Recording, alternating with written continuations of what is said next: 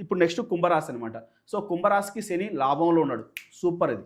కుంభరాశికి శని లాభంలో ఉన్నాడు, కానీ ఏలినాటి శని నడుస్తుంది.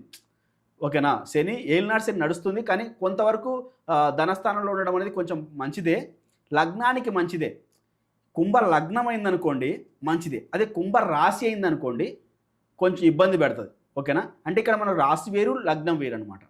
సో ఇక్కడ మనకు రాశి ప్రకారం చూసుకున్నట్లయితే ప్రాబ్లమ్స్ క్రియేట్ చేస్తుంది. ఓకేనా, లగ్నం ప్రకారం చూసుకున్నట్లయితే ధనలాభం ఉంది.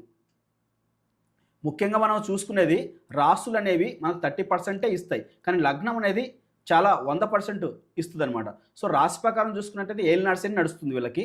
లగ్నం ప్రకారం చూసుకున్నట్లయితే వీళ్ళకి వచ్చేసి శని మంచి యోగాన్ని ఇచ్చే ఛాన్సెస్ ఉన్నాయి, ధనలాభాన్ని ఇచ్చే ఛాన్సెస్ ఉన్నాయి.